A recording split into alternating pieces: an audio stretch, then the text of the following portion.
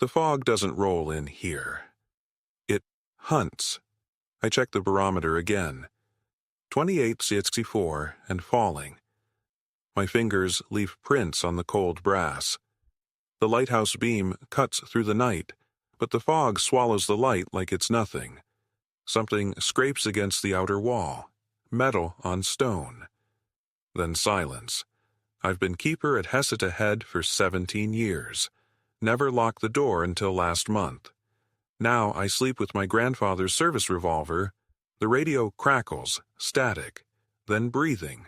Not human breathing. This is Lighthouse 47. Identify yourself. My voice sounds smaller than I want it to, more static. Then words, stretched and wrong. We are returning. The fog presses against every window now, thicker than any natural mist. It has weight, purpose. Something moves in it. Tall silhouettes. Too tall. I reach for the logbook, the one the Coast Guard doesn't know about, the one that explains what happened here in 1907. What the last keeper wrote before they found him with his eyes. The lights go out. The fog is inside now. Day 53, without relief. The Coast Guard should have sent someone weeks ago, but the storms have made the waters impossible. At least that's what I tell myself. The fog came back at precisely 3:17 a.m. I know because I haven't slept more than 20 minutes at a time since they first appeared. The smell hits you first, like seawater and copper pennies, like blood and brine mixed together. Then comes the cold that seeps past your clothes, past your skin, settling in your marrow. I barricaded myself in the lantern room, 108 feet above the churning Pacific, the highest point of Hexita Head Lighthouse, my last refuge. The visitor logbook sits open beside me. Empty for weeks now. No tourists brave the Oregon coast in winter, especially not with the stories spreading through yachts in Florence. 3 fishing boats missing. Hikers gone without a trace. I run my fingers over the brass key in my pocket, the one to the keeper's log vault beneath the lighthouse. The records going back to 1894. The real records, the ones that document the first visitation, the lantern glass fogs from the inside. Impossible. The temperature drops 20 degrees in seconds. My breath plumes white as I back against the Fresnel lens. They're coming up the spiral stairs. Slow, deliberate steps. Metal scraping stone. I should have left when the nightmares started. When I first saw their elongated shadows in the mist. When I found the carvings appearing on the lighthouse walls. Symbols no human hand could create. The Coast Guard will find this recording. If you're listening, stay away from Hesita Head when the barometer drops below Chattu 28.5. When the fog comes in against the wind, they're outside the door now. Scratching. The hinges won't hold. I know what they want. I know why they've returned after yet 116 years. They want what's buried beneath the lighthouse, and I'm the only one left who knows where it is. The door splinters. The fog pours in. God help me, their faces. The Oregon coast has always been a place where the veil between worlds grows thin. Since the 1800s, lighthouse keepers have recorded strange phenomena in their logbooks, entries that were systematically destroyed or classified by the United States Lighthouse Service. I never believed those stories until I took the position at Hexita Head in 2018. The lighthouse stands 205 feet above the churning Pacific, a sentinel of stone and iron that has guided ships safely past these treacherous shores for 128 years. But what happens when the Guardian itself needs protection? My name is Thomas Harrow. For 14 months I served as the interim keeper at Hesita Head Lighthouse during its restoration project. Alone except for weekly supply deliveries and the occasional tourist group. What began as routine maintenance became something else entirely when the fog rolled in on November 17th. Local indigenous legends speak of the fog walkers. entities neither living nor dead, that emerge from the mist to collect souls marked by the sea. The Siuslaw people avoided the headland during certain lunar phases, particularly the 3 days following the new moon in November. I dismiss these stories as superstition. Scientific explanations existed for everything. The whispers in the fog were just wind through rock formations. The shadows moving against the mist were optical illusions caused by the lighthouse beam. But science fails to explain what happened during those 7 nights, when the visitors came, when they scratched at my door with appendages that were not quite hands, when they mimicked voices I knew were impossible. The National Oceanic and Atmospheric Administration has no record of the unusual fog pattern that engulfed only Heceta Head that week. The Coast Guard denies receiving my 17 distress calls. The maintenance logs showing my increasingly desperate entries were replaced with forgeries. 3 people disappeared along that stretch of coastline during those 7 days. Their bodies were never found. I've spent the last 4 years trying to understand what happened, combing through historical records, interviewing former keepers, and researching similar phenomena along coastlines worldwide. The pattern is unmistakable. 128 documented cases across 9 countries since 1879, all sharing the same elements: the fog, the visitors, the missing people. What I'm about to share has been systematically erased from official records. The audio recordings, photographs, and journal entries I managed to preserve represent the most comprehensive evidence ever assembled of what I've come to call the Heceta Head incident. This is not a ghost story. This is a warning because the fog is returning, and this time they're not just coming for me. I've been the keeper at Heceta Head Lighthouse for 17 years. Long enough to know Oregon fog isn't just weather, it's an entity with purpose. That particular morning, the fog rolled in differently, thicker, almost gelatinous. The air tasted metallic, like sucking on old pennies. My weather instruments registered impossible readings: barometric pressure fluctuating wildly, temperature dropping 15 degrees in minutes. Something was wrong. The lighthouse beacon struggled against the unnatural density, its beam dissolving just yards from the tower. I increased the power, violating Coast Guard protocols. The emergency generator hummed anxiously beneath my feet. "Just hold," I whispered to the ancient machinery. That's when I heard it. Voices carried on fog tendrils, not the familiar calls of seabirds or distant fishing boats. These were wrong. The cadence uneven, the pitch sliding between registers no human throat could produce. I told myself it was just the wind through the rocks, the isolation playing tricks. I'd been alone 3 months since my assistant transferred to Washington, but the voices grew closer, clearer. They knew my name. Thomas Blackwood. I slammed the logbook shut. How? Nobody for 50 miles knew me as Thomas. Everyone called me Tom. The radio crackled to life, spitting static and fragments of words. I lunged for it, desperate for human contact. Coast Guard Station Siuslaw. This is Heceta Head. Experiencing unusual conditions. Request: the transmission died. All power failed simultaneously. Backup systems, battery-operated equipment, everything. In the sudden silence, something scraped against the lighthouse door. Not wind, not driftwood. Fingers, long, jointed wrong, nails dragging across century-old oak. I barricaded myself in the lamp room 56 steps up the spiral staircase. Through the windows, I saw them emerging from the fog. Silhouettes that approximated human form, but moved incorrectly, their proportions shifting with each step, as if their bodies couldn't decide what shape to hold. One pressed its face against the glass. I'll never forget what I saw. Its features weren't arranged properly. Eyes too wide apart, mouth stretching impossibly across what should have been cheeks. And behind those eyes, nothing I recognized as consciousness. It spoke again, mouth moving out of sync with the words, "We've waited so long, Thomas, since 1894, the year the lighthouse was built. You're the seventh, the last." 6 keepers before me had disappeared over the decades. Official records claimed transfers, resignations. Local legends whispered otherwise.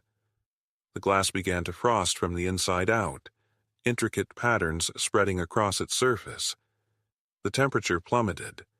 My breath clouded before me as the patterns formed recognizable shapes, the faces of the missing keepers, their expressions frozen in silent screams. I understood then. The lighthouse wasn't built to warn ships away from the rocks. It was built to keep something contained, something ancient, something that had been waiting in the fog for generations, and I had just let them in. As the glass began to crack under their impossible pressure, I realized with horrifying clarity, I wasn't the lighthouse keeper. I was the final sacrifice. I found them in a forgotten cabinet beneath the spiral staircase. Leather-bound journals spanning 127 years of lighthouse keeper records. My fingers trembled as I brushed away decades of dust, the leather cracked and stiff against my skin. The oldest journal belonged to Jeremiah Blackwood, the first keeper assigned to Crescent Point Lighthouse in 1891. His handwriting was immaculate, each letter formed with Victorian precision. The mundane entries of weather patterns and passing ships lulled me into a false sense of security until October 17, 1891. The fog came without warning, Jeremiah wrote, thicker than any I've witnessed in 20 years at sea. It swallowed the lighthouse whole, as if we'd been cut adrift from the world itself. The next entry made my blood run cold. They came with the fog. I dare not describe them fully, lest I invite their return. They are not men, though they wear the suggestion of human form. Their movements are wrong, as if their bones bend in directions nature never intended. I nearly dropped the journal when something thumped against the lighthouse exterior. Just the wind, I told myself, though the air outside was dead still. Jeremiah's entries grew increasingly frantic. He described figures circling the lighthouse, pressing pale, elongated hands against the glass. Their fingers stretch too long, he wrote. Their eyes reflect like animals caught in lamplight. But there is intelligence there, a hunger that knows my name. For 3 nights Jeremiah documented their presence. On the 4th day, the entry simply read, "My assistant, Edwin, is gone. The door was locked from inside." The Coast Guard report, tucked between journal pages, stated Edwin Thompson was presumed lost at sea. No investigation followed. I flipped forward through the decades. Every keeper mentioned the fog, not every seasonal mist, but a specific phenomenon they all described the same way. Unnatural density, sudden onset, accompanied by a silence that pressed against the ears. Keeper Samuel Walsh, 1926. They mimic human voices. Called to me using my wife's voice, though she's been dead 3 years now. Keeper Thomas Reed, 1954. They leave marks. 3 parallel lines, too precise to be animal claws, too deep to be human nails. Keeper Anne Holloway, 1978. I've sealed the windows with salt. They cannot cross it. The last entry in Anne's journal was a crude drawing. Humanoid figures with impossibly long limbs surrounding the lighthouse. In the margins, she'd written, "They remember those who see them. They never stop coming back." I closed the journal, my hands shaking uncontrollably now. The sun was setting, painting the horizon in violent crimson. And on the distant water, I could see it forming. A wall of fog rolling toward shore, unnaturally fast, unnaturally thick. The radio beside me crackled with static. Then, through the white noise, came a voice that sounded almost like my own, but wrong, stretched and hollow. "We've been waiting for you to find us," it said. Day 17 of my lighthouse duty. The morning started like any other. A mug of black coffee that scalded my tongue, the distant cry of gulls, the rhythmic pulse of waves against rock. Normal, mundane, safe. But by noon, something changed. The barometer plummeted faster than I'd ever seen, the brass needle swinging wildly as if possessed. 28.2 inches and dropping. Impossible readings for October. Just a storm, I told myself, voice echoing in the empty keeper's quarters. Nothing you haven't weathered before. Then came the fog, not the usual coastal mist that rolls in gently from the Pacific. This was wrong. It moved against the wind, creeping up from the jagged rocks below rather than in from the horizon. Thick as cream, but gray-green, with tendrils that seemed to probe the lighthouse windows like curious fingers. The temperature dropped 20 degrees in minutes. My breath clouded before me as I climbed the spiral stairs to check the lamp. The brass railings felt sticky beneath my palm, coated with something that smelled of salt and copper. From the lantern room, I watched the fog swallow the Oregon coastline. The beam from my light couldn't penetrate more than 50 feet before being swallowed by that unnatural murk. The sea and sky vanished, leaving only a cocoon of shifting vapor. That's when I first heard them. Whispers, so faint I thought it was just the wind finding new passages through the old lighthouse stones. But wind doesn't form words. Keeper, keeper, let us in. I pressed my ear against the cold glass. The voices multiplied, overlapping like waves, some high and childlike, others deep and guttural, speaking in unison and then separately, a discordant chorus that made my teeth ache. We've traveled so far, so hungry, so cold. The glass beneath my ear vibrated with each syllable. I jerked back as frost patterns formed where my breath had touched the window. Not random crystals, but intricate symbols I somehow recognized, yet couldn't name. The radio crackled to life downstairs. Impossible. I checked it earlier, dead as could be from the storm. I raced down, taking the stairs 2 at a time, heart hammering against my ribs. Static hissed from the speakers, but beneath it, those same whispers. We've been watching you, keeper, counting your steps, measuring your breaths. 16,422 heartbeats since we arrived. I lunged for the power cord, yanking it from the wall. The radio kept speaking. We need a new keeper. The old ones didn't last. Through the kitchen window I saw them, dark silhouettes moving through the fog.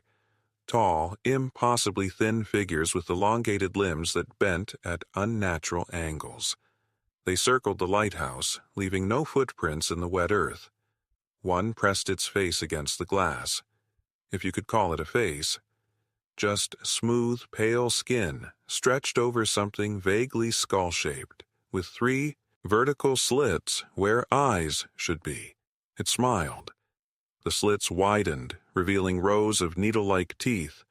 Let us in, keeper, or we'll find our own way. That's when I heard the basement door creak open. Day 47 of my isolation at Hetsita Head Lighthouse. The fog has become a living thing. It breathes against the windows, probing for weakness. I've taken to recording everything now. The digital recorder sits beside me, capturing each whisper, each creak of the lighthouse tower. Evidence. Proof I'm not losing my mind. December the 18th, 3:42 a.m. I speak into the recorder. The fog returned an hour ago, thicker than before. The beam from the lighthouse cuts through the darkness, but instead of dispersing the fog, it illuminates it. Creates shadows where there should be none. I press my palm against the cold glass. The window vibrates with a low humming frequency that travels up my arm and settles in my chest. my breath creates small clouds that merge with the mist outside, as if the fog is feeding on my exhalations. There's something different tonight. I continue recording. The fog. It moves against the wind. The temperature drops suddenly. My skin prickles with goose flesh as the mercury plummets 20 degrees in minutes. The brass fixtures of the lighthouse begin to weep with condensation. That's when I see it. A face in the fog. Not human, not entirely. The features are too elongated, the eyes too widely spaced. It presses against the glass, leaving no condensation where its mouth should be. I stumble backward, knocking over my chair. The face withdraws, dissolving back into the mist. But then another appears, and another. Dozens of them now, forming and unforming in the fog that surrounds my lighthouse. They're watching me. I whisper into the recorder. My hands shake so violently I nearly drop it. The faces have no bodies that I can discern. They float, suspended in the milky thickness. Their eyes reflect the lighthouse beam like animals caught in headlights. But there's intelligence there. Ancient. Patient. I rush to the old logbooks, frantically flipping pages. Previous keepers had documented strange occurrences, but nothing like this. Until I find an entry from 1897, written in faded, cramped handwriting. The visitors come with the winter fog. Do not acknowledge them. Do not invite them in. A soft tapping begins at the windows. Gentle at first, then insistent. Not random. There's a pattern to it. 3 quick taps. Pause. 2 slow ones. Repeat. It's Morse code. I grab my reference sheet with trembling fingers. Translate as the tapping continues. Letusin. The blood drains from my face. The tapping stops. Silence stretches for 10 excruciating seconds. Then a new pattern begins.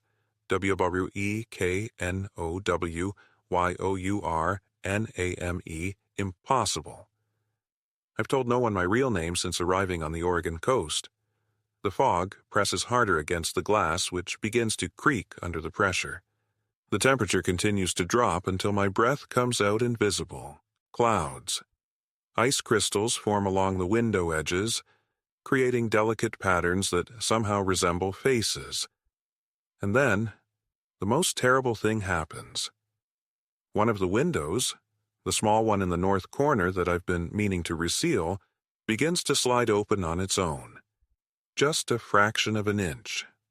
Just enough for the fog to begin seeping in, and with it, the whispers of my name in voices I've never heard before, but somehow recognize from my deepest nightmares.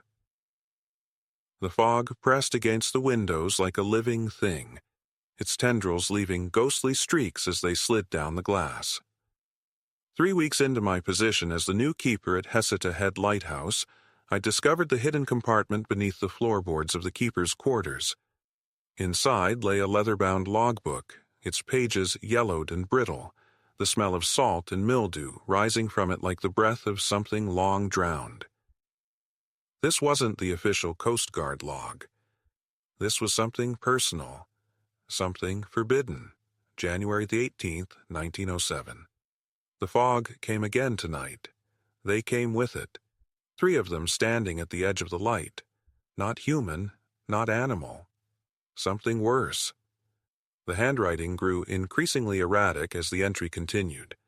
Outside, the foghorn moaned its warning across the black waters. The sound no longer felt like protection, but a call, a summoning. I turned the page. February 2nd, 1907.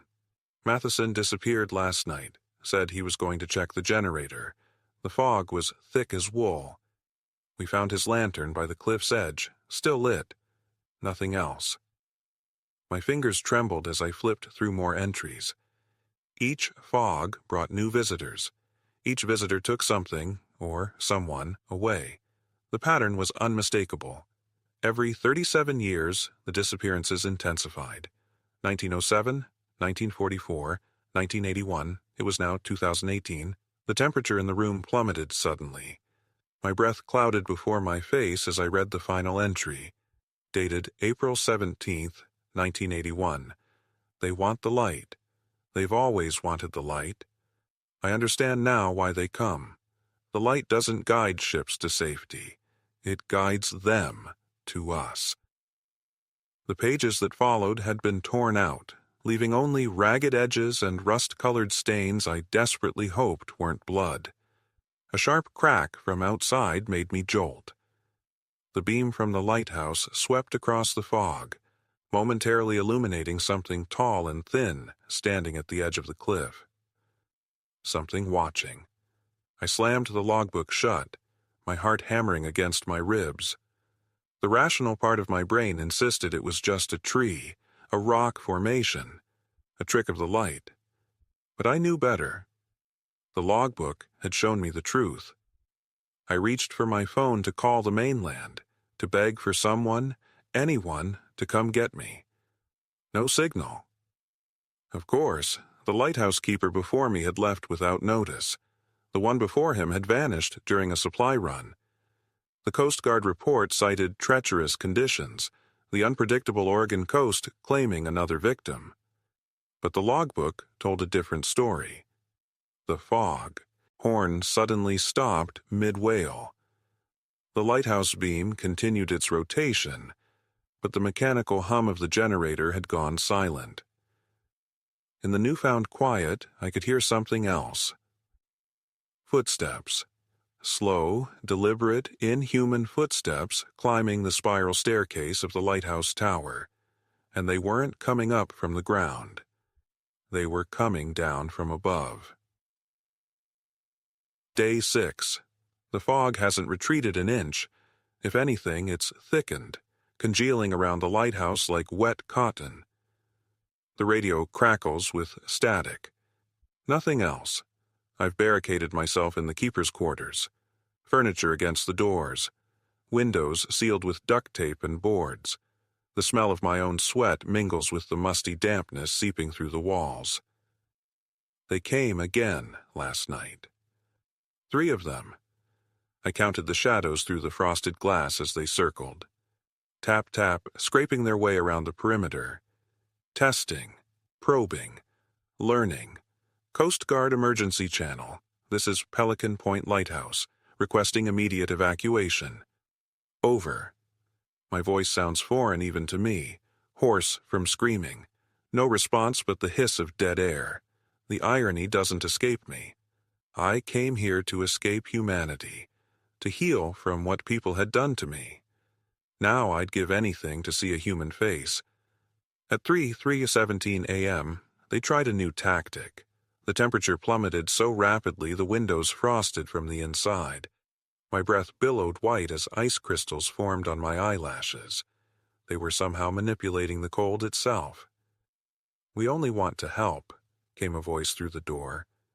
Perfect English, but wrong somehow. Like someone had assembled the sounds from recordings. "You're dying anyway. We can make it painless." I laughed then. Actually laughed. "Is that what you told Martinez before you hollowed him out?" Silence. Then a sound like wet leather stretching. "You know about Martinez?" The voice had changed. Deeper. Curious. I found his logbook. And the others. "You've been coming with the fog for decades."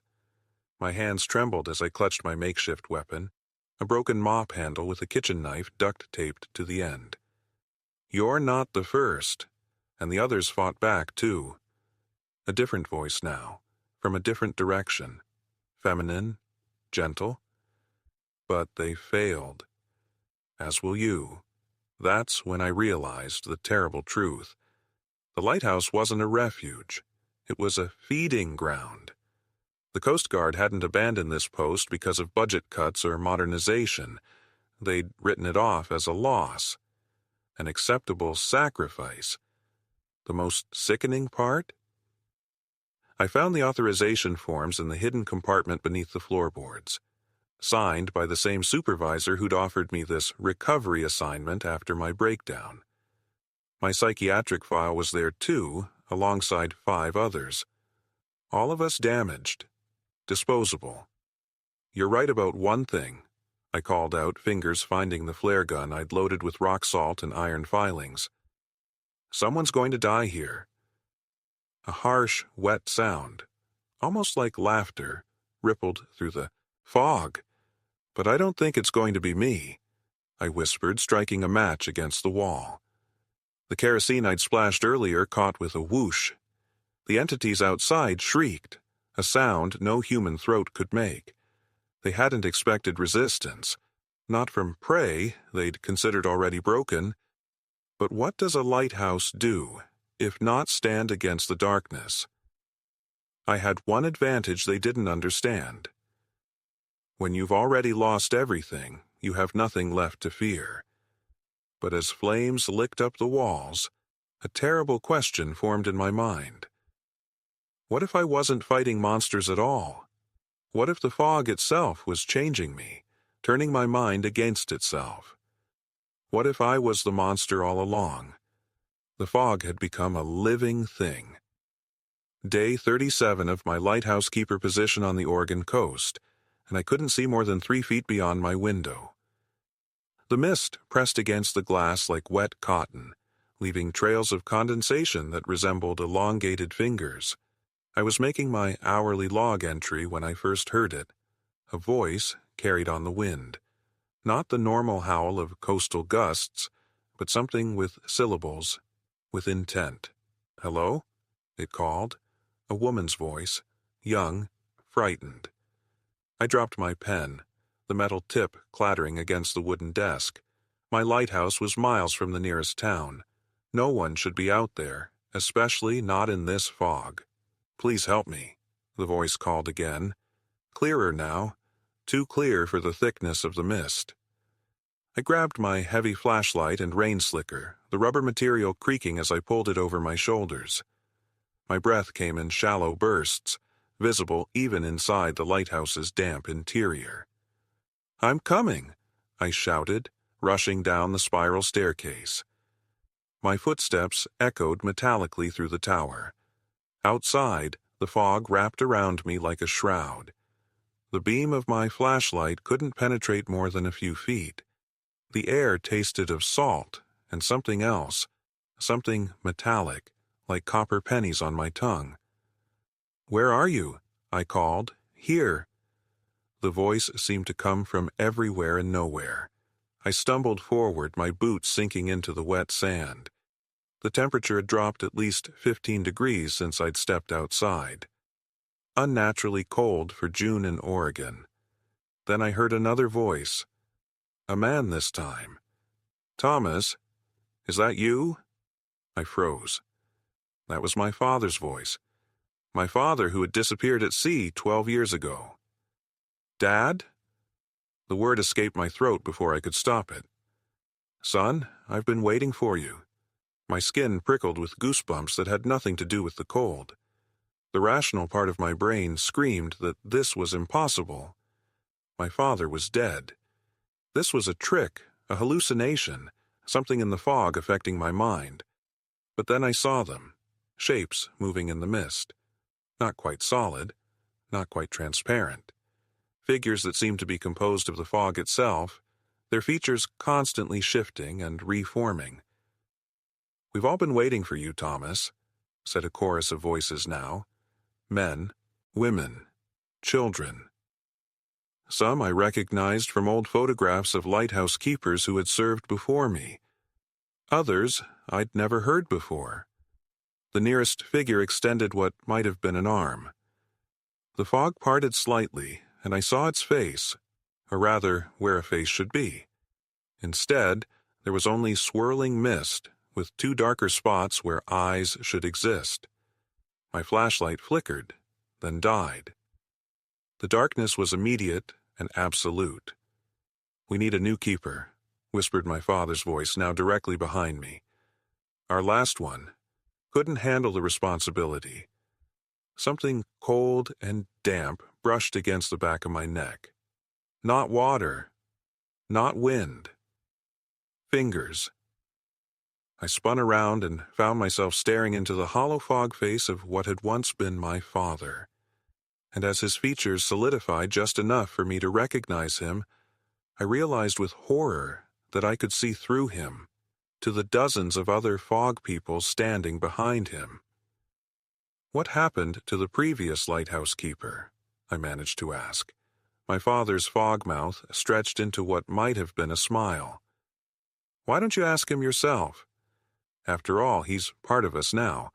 3 days into the fog's unnatural siege of my lighthouse, I woke to the sound of something wet sliding against glass.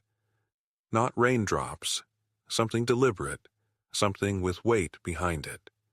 The digital clock read 3:17 a.m., that deep night hour when the world feels thinnest between realms. I lay frozen in my bed, covers pulled to my chin like a child, as the sound continued. Slick, deliberate, searching, a slow, methodical pattern that moved around the circumference of my bedroom window. The fog pressed against the glass like a living thing, its density fluctuating with each pulse of the lighthouse beam overhead. Swirling, watching. Then I saw it. A handprint pressed against my second-story window. Not a human hand. The fingers were too long, too jointed, the palm too narrow, the thumb positioned wrong, as if it could bend backward.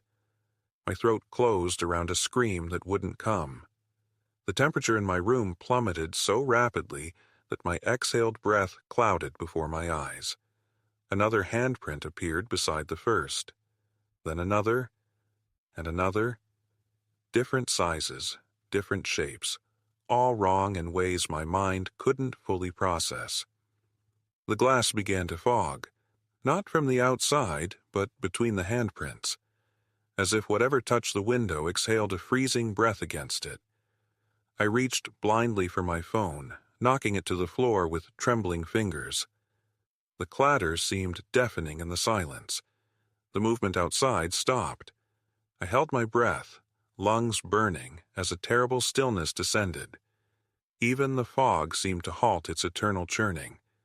Then, with excruciating slowness, letters began appearing in the condensation on my window, drawn by something I couldn't see, something with intelligence and purpose. Seeeeyyou. The copper taste of terror filled my mouth. I couldn't move, couldn't scream. My muscles had locked in primal fear. Letusi, and the beam from the lighthouse swept overhead, momentarily illuminating the window from outside.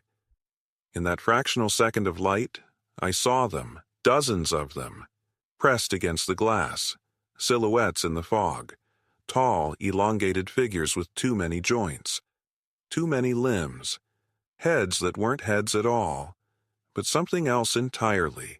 The light passed. Darkness returned. But I knew they remained. Watching. Waiting, the glass began to vibrate, a low-frequency hum that rattled my teeth and made my sinuses ache. The pressure in the room changed, my ears popping painfully.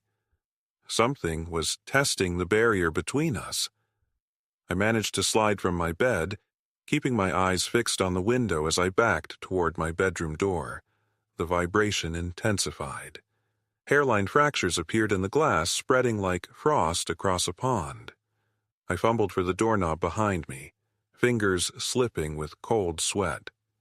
The glass cracked, a sound like a gunshot in the silence, and that's when I heard it. The same wet, sliding sound. But this time it wasn't coming from my bedroom window, it was coming from every window in the lighthouse, and they were all breaking. I found the old logbooks in a water-stained cabinet beneath the spiral staircase. Yellowed pages crackled beneath my fingertips as I spread them across the kitchen table, the smell of mildew and sea salt rising from their bindings. Outside, the fog pressed against the windows like a living thing, obscuring even the beam from our own light. The previous keeper's entries started normally enough. Weather reports, supply inventories, maintenance records. But as I flipped through decades of observations, something caught my eye. Patterns, repetitions, warnings. August 17th, 1887. Thick fog, strange sounds from the rocks below. Will not investigate. November 4th, 1902. Third night of impenetrable fog. Scratching at the tower door. Under no circumstances open it. March 22nd, 1934. The fog brings them. God help us. My mouth went dry as I traced the trembling handwriting with my index finger. Each entry, separated by years or decades, described the same phenomenon. When certain fog conditions occurred, something came to the lighthouse. Something that wasn't human. The logs revealed a chilling consistency. The fog had to persist for exactly 3 days. It had to completely obscure the horizon, and it had to arrive during a waning moon, like the conditions outside right now. I cross-referenced weather data with the dates of the most disturbing entries. The barometric pressure readings matched our current system perfectly. My hands shook as I photographed page after page, the flash of my phone camera illuminating the desperate warnings scrawled by men long dead. One keeper in 1956 had attempted scientific observation. He described bipedal entities approximately 7 feet in height, with elongated limbs and facial features that resist accurate description. He noted they moved with a fluidity suggesting an absence of conventional, skeletal structure. The logs became increasingly frantic in tone. Some keepers barricaded themselves inside. Others attempted communication. A few simply abandoned their posts, their final entries suggesting they'd rather face court-martial than another night with what waited in the fog. Most disturbing were the gaps, keepers whose logs simply stopped mid-entry, followed by new handwriting weeks later with no explanation of what happened to their predecessors. A cold draft whispered across my neck as I reached the most recent logbook. The last entry was dated just 3 years ago, from the keeper we'd replaced. The handwriting was barely legible, the page stained with what looked like coffee or blood. They're not trying to get in anymore. They're already here. They've always been here. In the walls, in the light, in us. The power flickered, plunging the kitchen into momentary darkness. When it returned, I noticed something I'd overlooked, a small leather-bound journal wedged behind the cabinet. As I pulled it free, a folded piece of paper fluttered to the floor. It was a diagram of the lighthouse, with hidden rooms I'd never seen, and something, was scratching at the kitchen door. The lighthouse keeper's log, January 17th, 2:43 a.m. Fog density unprecedented. Radio silent. Something scratching at the door. I'd barricaded myself in the lamp room, the highest point of the Heseda Head Lighthouse. The circular space offered a 360-degree view of nothing but impenetrable white. My flashlight beam couldn't penetrate more than 3 feet into the mist pressing against the windows. The glass felt icy, cold to the touch despite being mid-January, not December, when Oregon coastal temperatures typically plummet. The scratching had started 20 minutes ago, not the random, intermittent scratching of branches or debris. This was methodical, deliberate. 3 scratches, pause, 3 scratches. Like code, like communication. Then it stopped. The sudden silence felt more threatening than the noise. I held my breath, straining to hear anything over the muffled moaning of the foghorn and my own thundering heartbeat. That's when I noticed it, the temperature dropping rapidly. My breath clouded in front of me, crystallizing in the air. The brass fixtures of the Fresnel lens crackled as frost formed across their surface. Impossible. The heating system was running at maximum. A low vibration hummed through the floor, rising through my boots and into my bones. The massive lens, weighing over 2 tons, began to rotate on its own despite the power being cut hours ago. The prisms caught what little light remained, throwing fractured shadows across the walls. Then came the smell, like seawater mixed with something metallic and rotten, like blood and brine fermented together. "They're inside," I whispered to my voice recorder. "God help me, they've breached the lower level." The maintenance log from 1907 flashed in my mind. The missing lighthouse keepers.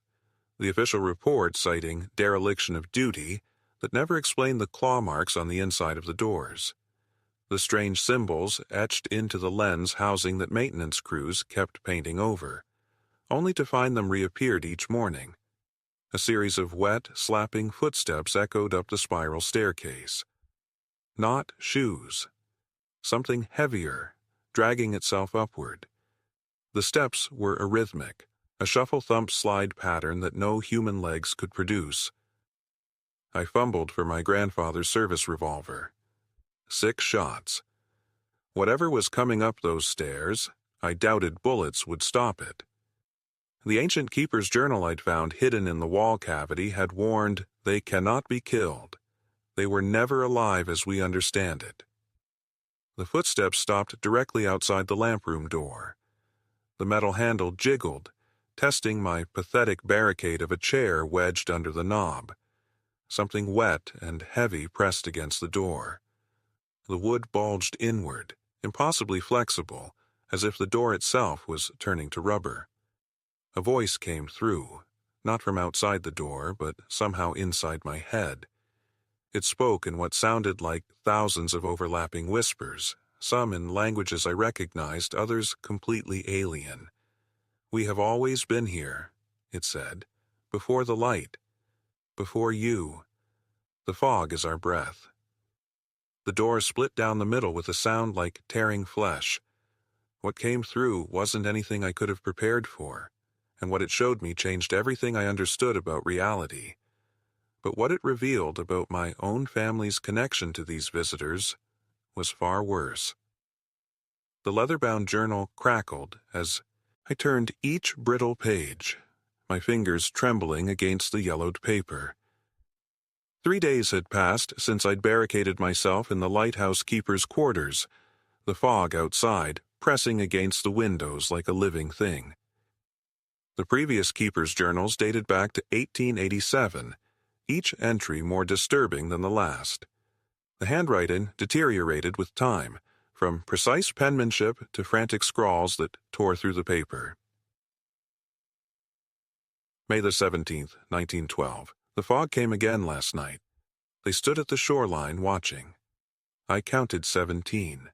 Their eyes reflect the lighthouse beam like animals, but they are not animals. I ran my finger along the words, feeling the indentations where he'd pressed the pen with desperate force. The room felt suddenly colder, the air carrying a faint scent of brine, and something else, something sickly sweet and rotten. June 30th, 1912. I tried to photograph them. The camera failed. Every image blurred except their eyes. They know I'm watching them watch me. My throat tightened as I recognized the same phenomenon in my own failed attempts to document what I'd seen. The constant static on my radio, the corrupted video files, the distorted photographs. August 29th, 1912. They took Richardson last night. He was delivering supplies. I heard his screams from the rocks below. They dragged him into the water. The fog swallowed his cries. Outside, the foghorn moaned its warning, a sound that no longer brought comfort, but dread. I'd been sending distress signals for days. No response, just like the previous keepers. December 12th, 1912. They speak to me now. Not with words. With thoughts that aren't mine. They show me things beneath the waves. A city. Towers of black stone. They want me to understand something. To prepare for something. The journal entries grew increasingly paranoid, describing rituals performed on the beach during foggy nights. Circles of stones. Strange symbols carved into driftwood. Offerings left at the tide line, which disappeared by morning. My hands froze on the final entry, dated February 3rd, 1913. They aren't visitors. They've always been here. We are the visitors. The lighthouse wasn't built to warn ships away from the rocks. It was built to warn them away from U.S. But the agreement has ended. The old bargain is broken. Someone took something that belongs to them. They want it back. The rest of the journal remained empty. The keeper had vanished without explanation according to coastal authority records I'd found earlier. A soft, scraping sound drew my attention to the window. Through the condensation on the glass, I could make out a handprint, pressed from the outside. But it wasn't a human hand. The fingers were too long, the thumb positioned wrong. As I watched, frozen, more handprints appeared beside it, sliding upward along the glass. They were climbing the lighthouse tower. Then my radio crackled to life after days of silence. But instead of a human voice, I heard only the sound of water, rushing, bubbling, as if someone were broadcasting from beneath the sea. And underneath that sound, barely audible, something was speaking my name. I've been a lighthouse keeper for 37 years. I've weathered storms that bent steel and shattered glass. But nothing prepared me for what happened on that February night. The fog had been building for days. Not the normal coastal mist, but something viscous and wrong. It crawled up the rocks like something alive, leaving an oily residue that smelled of copper and rot. The lighthouse beam couldn't penetrate it, just created a sickly halo that pulsed in the darkness. By the third night, I stopped sleeping. The fog pressed against the windows, creating a constant squeaking sound, like wet fingers on glass. The temperature inside the lighthouse plummeted despite the roaring stove. My breath clouded before me as I huddled under 3 blankets, radio static my only companion. Then I heard them, voices, dozens of them, not shouting, but whispering, a constant susurration that seemed to come from everywhere and nowhere. The words were almost intelligible, almost human, but distorted as if spoken underwater. "Hello?" I called through the intercom. The Coast Guard station was 30 miles away.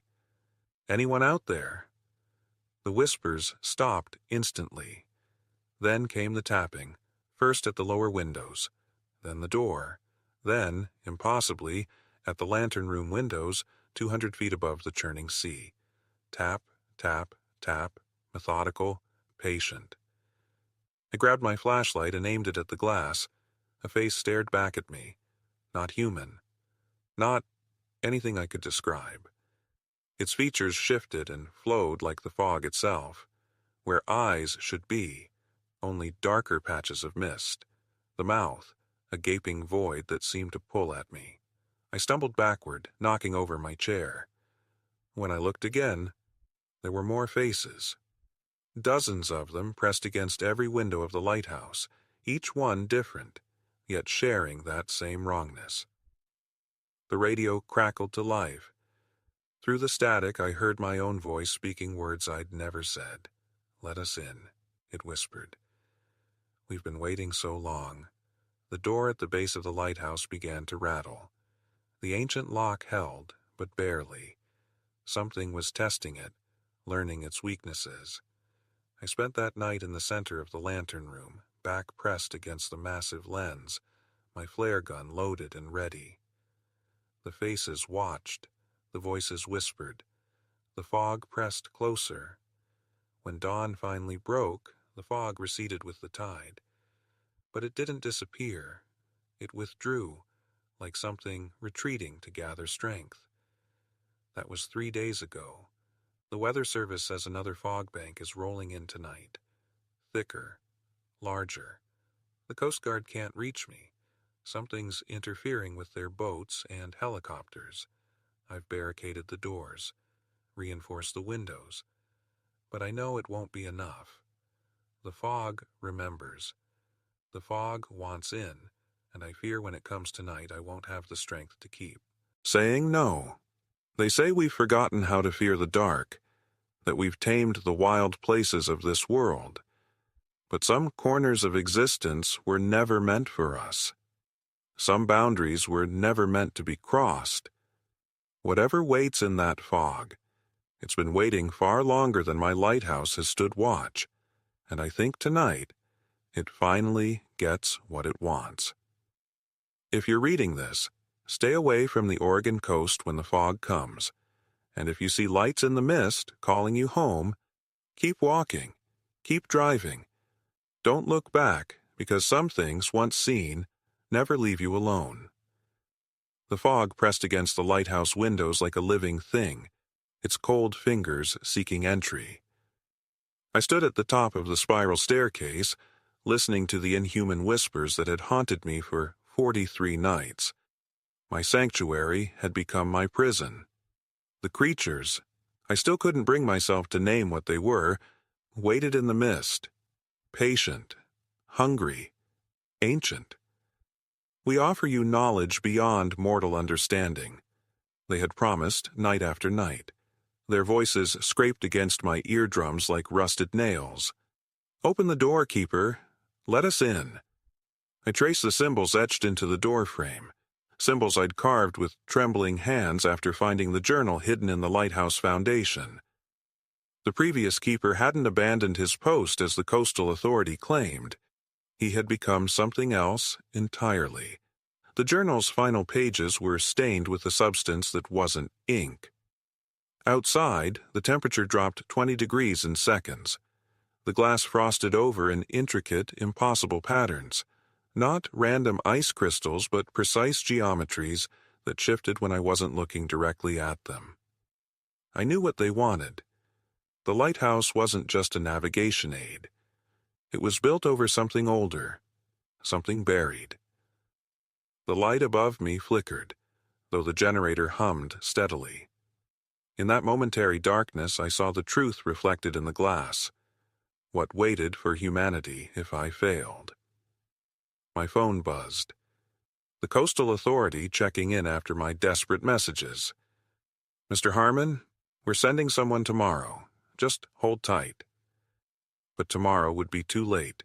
The scent of salt and decay intensified as something heavy dragged itself up the outer wall. Metal groaned. Glass vibrated. The temperature plummeted until my breath crystallized before my eyes. Last chance, keeper, the voices harmonized. Choose.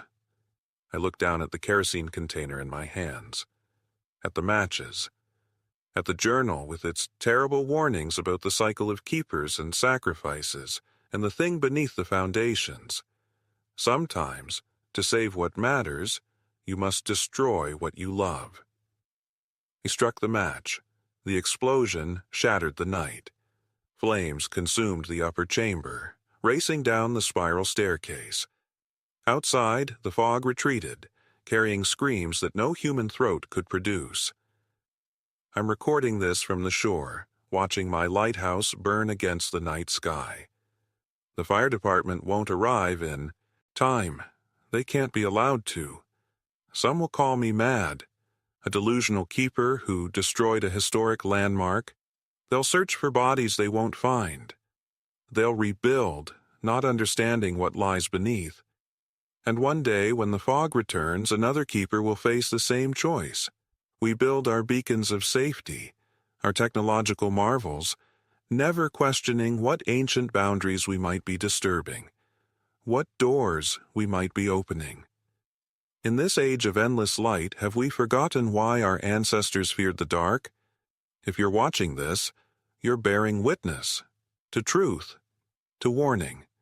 Subscribe to hear the stories others would silence, because in the spaces between what we know and what we fear, the most important truths are waiting. Listen carefully. The fog is coming for you next.